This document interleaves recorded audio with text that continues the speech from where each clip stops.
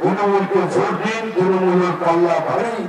আর আপনারা আমি গ্যারান্টি দিতে পারি, এই মমতা দি পশ্চিমবঙ্গকে ভারতবর্ষের শীর্ষে নিয়ে যাবে, এটা আমার গ্যারান্টি। আপনারা তো সবাইকে সুযোগ দিয়েছেন, একবার না, আপনারা সবাইকে একাধিকবার সুযোগ দিয়েছেন। আমি খালি বলছি 5 বছর অনেকগুলো সিট নিয়ে তৃণমূলকে একবার সুযোগ দিন।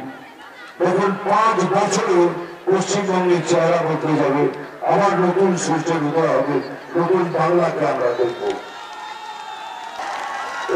ফাটাগ্রস্ত খবর দেখে না, খবর শোনে না, খবর পড়ে না, শুধু খবর তৈরি করে। আজকের বিশেষ খবরটা কি? তৃণমূলে জোড়া বলছে উমা সোরেনকে জিতিয়ে দিল্লি পাঠান, আর আমরা বলবো তীব্র বোতাম এখানে, আর সরকার বলবো ওখানে। আজকে সবাই মিলে কাটাকুটির গেম খেলছে।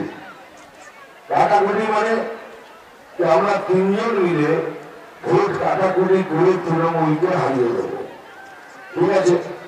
যদি তৃণমূল হেরে যায়, জঙ্গল মহলে যে শান্তি ফিরে এসছে সেটাকে আবার ফিরে আসবে?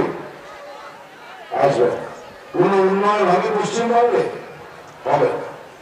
তো কিসের জন্য কাটাকুটি করছেন? এমন ভাবে রাজনীতি করুন যাতে পশ্চিমবঙ্গের ভালো হয়।